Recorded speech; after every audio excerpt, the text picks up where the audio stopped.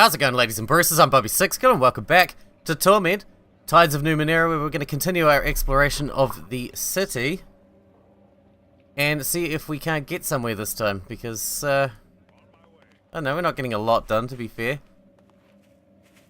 I mean, there's a lot to explore and a lot of people to talk to around here. Felinda. Nearly every inch of this merchant's body is covered in tightly wound robes and furs. A hood obscures its head, and a mask conceals its face.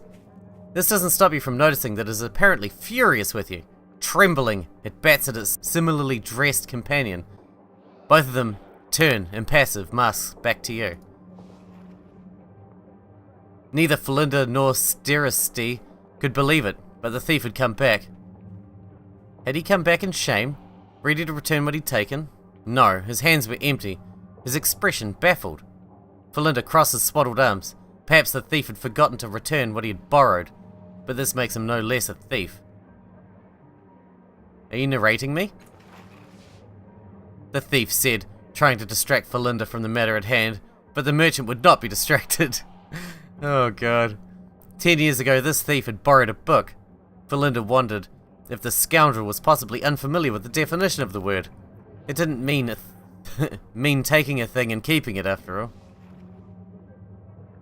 Steristy pointedly returns to her work, ignoring you both. Felinda sighs, massaging its temples with gloved hands, but in the end, Felinda took a deep breath and asked the thief to simply return the sealed and long overdue book with the 5-coloured sigil on its cover. How can you possibly remember who borrowed a book from you 10 years ago? The cunning thief said, hoping to arouse doubt in Felinda's mind. But the hope was a foolish one. Felinda was memory in the same way that the thief was fatty tissue, fluids, and chunks of calcium. The merchant crosses its arms. Felinda was out of patience. Was the thief going to return the book or not? I'll find the book, you have my word. The thief declared, and Felinda was satisfied. Temporarily. And with that, the merchant returns to its work as well. Why do you narrate everything I say? The thief said, but Felinda knew from long experience that there was no explaining it. The merchant kneels before a bookshelf and jams book after book into the remaining space. This frustrated Felinda. After all, the two merchants were creatures of words, bound in metal and cloth. But whenever Felinda tried to blend those same words into explanations and answers, they crumbled and fell apart. They could not fold themselves around the truth. The merchant slams the final book into place. And so, Felinda said nothing. Why won't you tell me why you're narrating everything I say? The thief pleaded. He still didn't understand that Felinda wasn't speaking, that what the thief was hearing was the passage of time. Okay. I'll remember that. You're scaring me, man. You're scaring me. Can we talk to Steristy? The silent merchant traces dark fingers over a cracked scroll. It appears to be ignoring you as politely as possible. Watch Steristy work. The merchant's spread-fingered hands glide over the faded parchment with the faint sound of quills scratching. Vibrant letters in an unfamiliar tongue appear in their wake. Why is your partner narrating me? Steristy either ignores you or doesn't hear you. Why don't you talk? The merchant does not acknowledge your questions in the slightest. Alright, bye. Arms merchant. I want a gun. Can I get a gun? The sign over the stall says, The Arming Room. Buy, sell, trade. Under the awning, a skinny man with stooped shoulders and a concave chest is cleaning a filth-caked weapon of some kind. He salutes you with a greasy hand. Done in a moment. Have a look around. If you need anything, let me know. What can you tell me about Sagus Cliffs? Good place for the arms trade. Not much call for weapons in the city proper, it's true. The levies keep things quiet. He shrugs. I get most of my business from mercenary companies. The endless battle draws them by the dozens. Explorers too. Plenty of carcass saving up their shins and kit themselves out all fancy like. Then they wander down to the reef or into the bloom and never come back. Show me what you got for sale, son. No, you don't have any guns. Lame. Is this for selling, I assume? Oddity, so I assume that's for selling. Consumes movement. Oddity, so oddity must be stuff I can just sell. For monies. I assume these weapons aren't much good. This is a shard from the thing, though, isn't it? That'll do. Alright, what else we got? The Genocide. Well, he sounds awesome. I want to be his friend.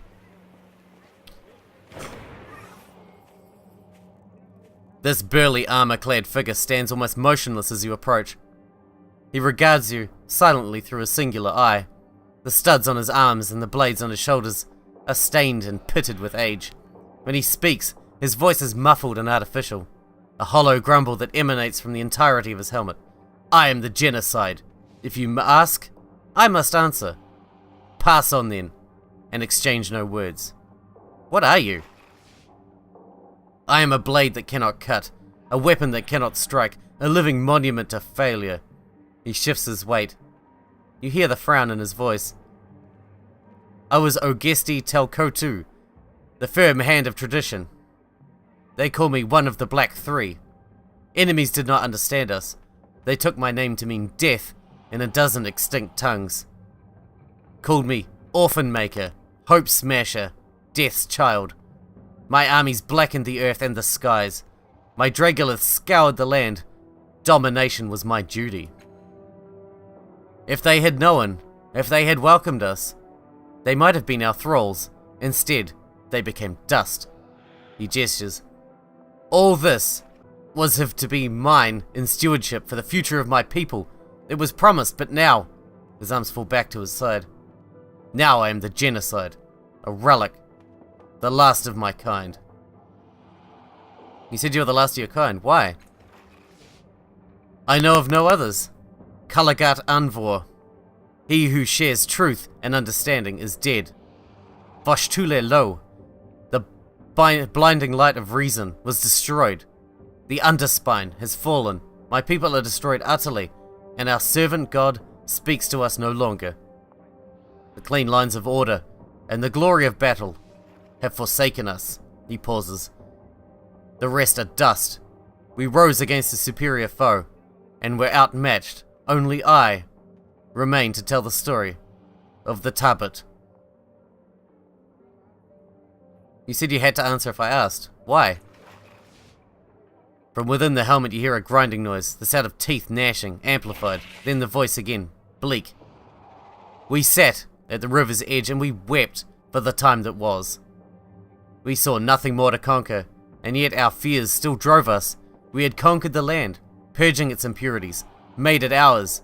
Still we wanted more. When we heard that humans had come to carve a home, we rejoiced to have a new foe, a new test of our truth. We rode against them.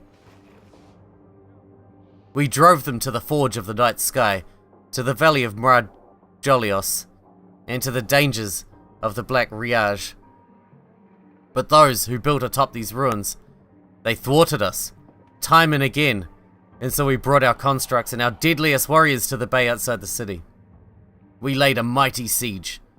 We entered the human settlement, we fought past barricades and traps.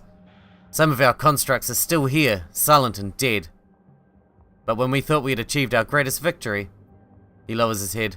A powerful Nano saved them. With his magics, he called upon the strength of the ancients and captured us. I thought my life was at an end, but he imprisoned me in slow time, trapped me in my body, used machines to paralyze my will.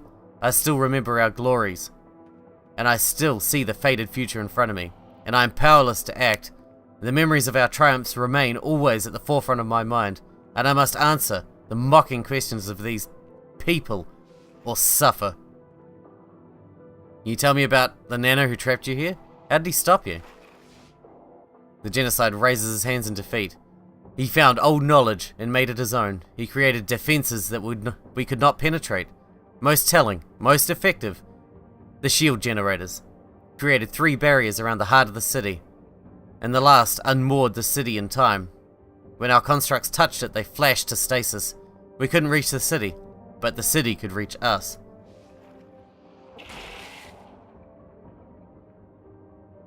Let the memory... You feel the ticklings of memory as the Genocide speaks of the shields. He continues to talk oblivious. Let the memory come. It's a patchy memory, coming in still images and moments. The relentless beat of the war machines as they approach the city. The reavers in the sky on their dirigibles. You remember fighting them on the parapet. You remember fleeing into the safety of the city. You recall making your way to the shield generators, cutting off the Tabaht supply lines. And then the memory fades. The genocide watches you silently. You seem very calm for someone who's been imprisoned for centuries. I have been defeated. I have nothing to fight for. My captor castrated me with a tool they made to dampen my natural urges. I can remember my actions, I can recall the glory, but I feel shame, regret. I am weakened, but not by my volition. The genocide squeezes his fists. What does it matter? Those who stood against me are all dead. I am victorious. I no longer fight with a blade. My weapon is time. He leans in closer. I do not die. I cannot be wounded. I am held like a beetle in sap. Why would I not be serene? He settles back. The underspine spoke of my destiny. I was to wage war unto the edge of the universe, but the universe keeps going, and so, it seems, must I. Someday, I will be free. Someday. Until then, I am incorruptible. Fuck, this is going on for ages, this one here. How'd they stop you trying to escape? The nano who raised the city's shields created a device. He called it the Mind Seer. With it, he violated my mind, my memories, and everything that was at the core of my being. In a fit of vengeance, he tore truths from me. He made me betray my people. He rewrote my mind. He gave me perfect clarity into the past, and gilded my ability to shape the future. The Tabaht never sought revenge against foes who were mightier than we. We devised stratagems to defeat them. We tested ourselves. We did not punish or hate. Punishment was purification. This, though, is torture. The worst of the city's refuse can mock me now. They can ridicule and jape, and I am powerless to strike them for their impudence. Then quieter. And now, they do not even do that. I have become a fixture, an irrelevance, a non-entity. I am the slave too. You hear his teeth grinding as he thinks of the perfect insult, the peacemakers. I must endure their presence, and feel their corruption sink into me daily. Some foreign part of me even desires it. He thumps his fist into his hand, but I remember that I will triumph over them. Eventually, they will die, and I will not. The Nano who defeated you was the changing god. He and his children still live. His voice flat and dead. Others have claimed this. I do not know if they say this to torment me, but if our enemy was a god, even if he was once but a man, then to stand against him is to spit in the face of the divine. The Tabaht were holy people. Humans do not believe it, but our rights were as sacred to us as they were profane to your kind. We accepted the will of the ineffable. Any who still live may yet find the mantle of godhood. To be divine is to be beyond the rule of mortal ethics. Those who would be gods must cast aside these concerns if they are to turn against the old teachings. You mentioned the Tabaht. Who or what are they? My people, his voice is forlorn, great warriors. We own this land. We served the Underspine, and it served us. We sought truth and victory. We ascended to epiphany. We were pure, incorruptible, indivisible even, in disunity. We found strength in one another, and proved it with bloody blades. But we fell, and the Underspine fell. And so, too late, we learned a new truth. But I carry the old ways as a seed within my heart. Can you tell me more about the Underspine? Our slave, our god, our prize. It kept us holy, kept us pure and unchanging, anchored to a fixed point. The world turned around us, but we remained constant. When the world brought inconsistency, we fed it blood. He pauses. The Underspine was our soul, our confessor. We knew clean, hard rapture from it. We knew our path. It gave us the words of the ancient Tabaht, and our path was rigid and unbending. Absolute. What was the Underspine? Jesus, I could be here forever. He considers. You would not understand. It was a machine. It was a stone. It was a cavern. It was a city. It was the direct voice of our ancestors. It spoke in our heads, and in our ears, and in our hearts. We heard its voice in our creches, in our daily instructions. Our God was true and strong and singular, not the fickle, inconsistent things of modern day. I have to go. On my way. I don't want to be here forever. Ooh, what's over here? You're interesting, but I don't want to be here forever. A jumble of boulders and debris lie at the foot of the surrounding cliffsides. The broken remains of ancient devices lie among the fallen stone, while off to one side a metallic canister sticks out of the top of the pile. It appears mostly intact. Examine the canister. Leaning over, you notice that the container is hollow, with an opening in the top providing full access to the interior. A quick glance reveals that it is empty. While most of the canister is relatively intact, a small part of its exterior wall has been pried open, exposing delicate mechanisms. Scavenge what you can. We're not going to be good at that. You're not good at that either. Edge. Now have edge in one of your stat pools. Granted, give a discount. Ah, okay, cool. 95. Take that. Using the pried open panel as a starting point, you delicately disassemble the exterior of the canister and manage to retrieve a small number of intact components. 49 shins. You notice a slight gleam as the light hits some of the rocks at just the right angle. You lean closer. Tiny mechanical devices are embedded in the rock. A quick search of the rest of the pile reveals only a small percentage of the rocks are more than they appear. Smash the stones to extract what you can. Oh, smashing, that's what we do good. 75. 55. 65. Okay. Damn it! Asshole! You try bashing a few of the stones with other larger stones from the pile, but only manage to chip off useless bits of rock. You pick up a large rock and bring it down with all your might on a stone you haven't tried yet. Upon impact, you're blinded by a flashing light and a deafening sound. When you can see again, the stones have all been pulverized to dust. You notice several fingers lying on the ground. You notice a severed finger lying on the ground. Your eyes dart to your hands, but all 10 of your digits appear to be intact. You pocket the gruesome trophy. Okay. And now we got cipher sickness. That sucks. Let's just have a look at that. It means I'm carrying too many ciphers again. You, hold that. I don't want cipher sickness, yo. Fair enough. Oh, can we still interact with that? I thought we'd done with it. Oh, okay. Cool, that's cool. Let's move on. Sure enough. We got lots to do. Who are you?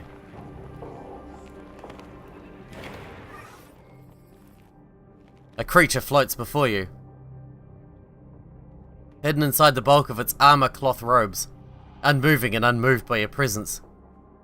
Exactly who or what this thing is, man or machine, mutant or monster, is impossible to discern. Its glass face reveals nothing but your reflection. Its mechanical voice reveals nothing at all. You recall that this creature is known as Philethus, but you don't know anything else about them. Exquisite, the Philethus grates, in greeting perhaps, or perhaps lost in its own inscrutable thoughts. Why thank you, he replies. The Philethus doesn't acknowledge his quip, or even his existence in any way. Exquisite? No, the thing answers. It is not. Blue tide raised? For a moment that stretches uncomfortably, you feel the cold scrutiny of the Philethus upon you. At last it speaks again. You ask, but the word rebukes.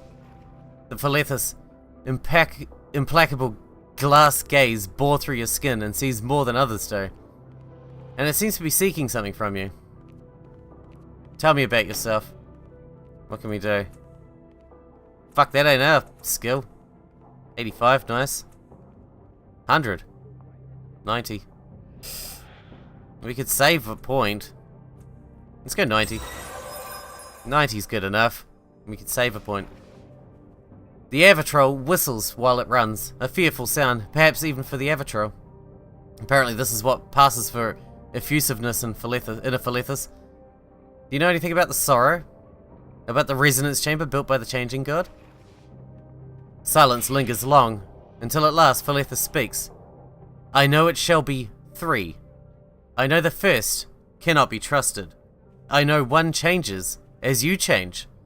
I know they seek an undoing. Its glass face storms, but the Philethus says no more. Please tell me about yourself in a way I can understand.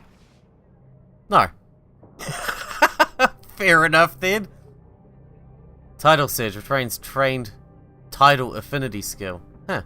What do you want from me? The Philethus ponders silently until at last it asks, when you face Quarro, why did you not step first with your left foot?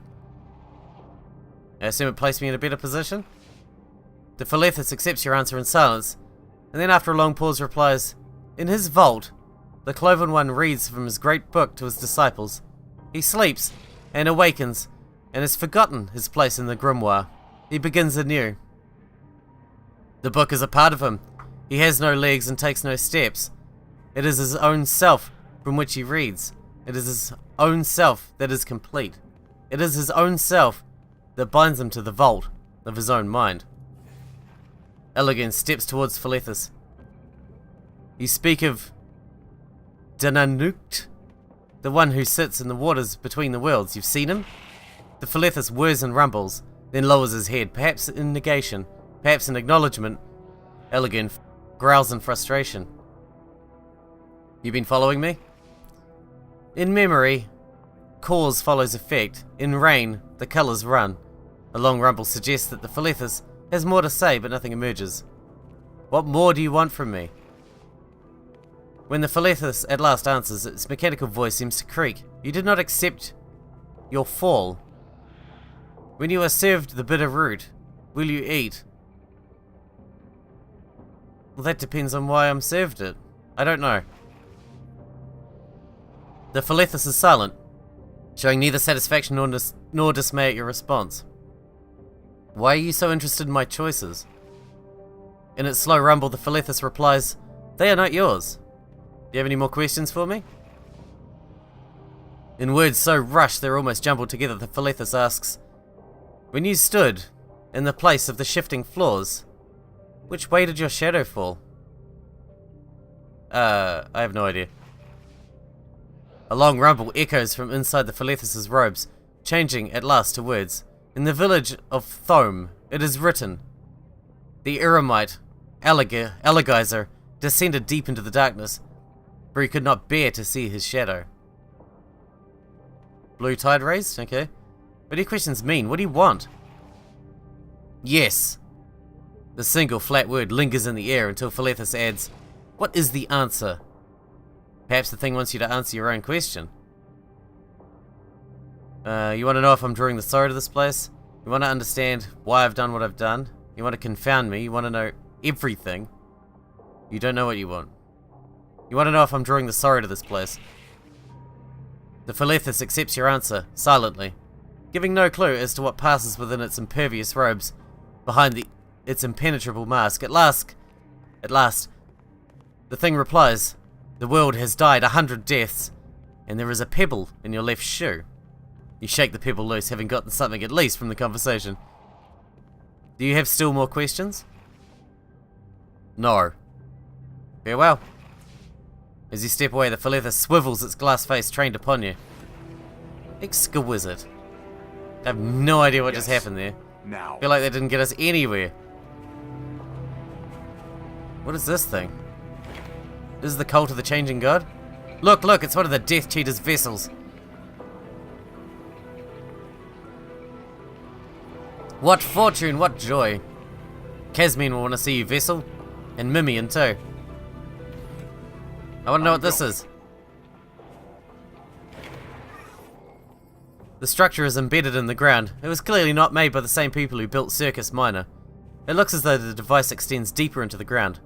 Below the road, weathered runes are spread across the device's surface. Okay, we can't do anything with it. Can we talk to you two then? Casmian?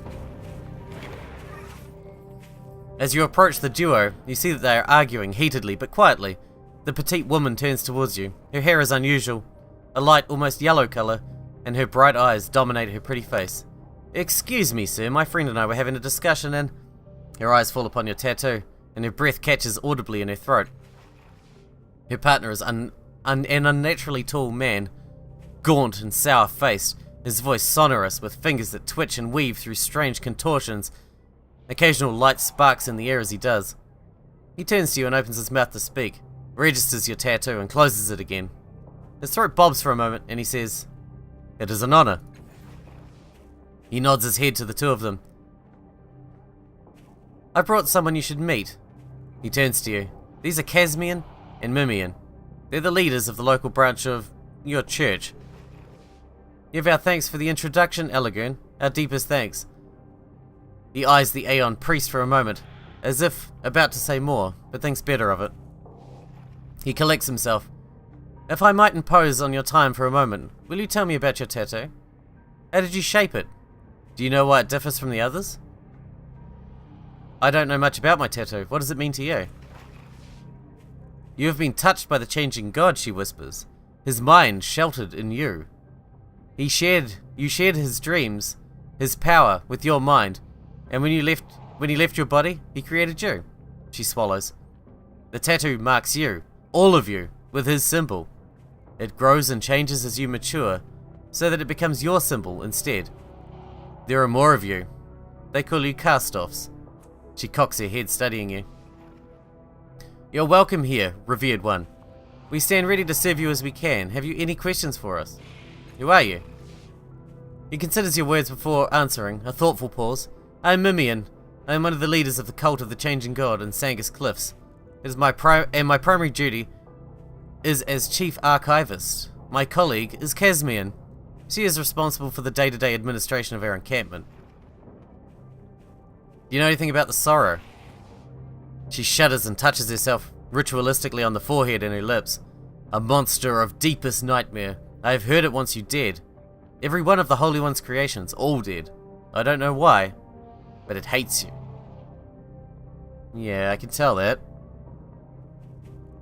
What can you tell me about my sire?"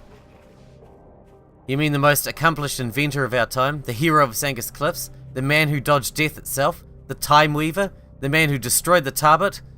Oh, we have so much to say." She catches herself. "But perhaps we should wait for another time." "You know anything about a device called a resonance chamber?" "Rumor and conjecture, nothing more. Idle speculation from those who wish to pretend to knowledge of your sire's motivations, passed along as fact." He leans out to touch you. "Have you seen it? Do you know where it is, what it does?" "I need to know who can repair it." "You have seen it? You have touched it?" She catches herself. She seems almost overwhelmed. "Your tattoo, like all the others, but this one is different."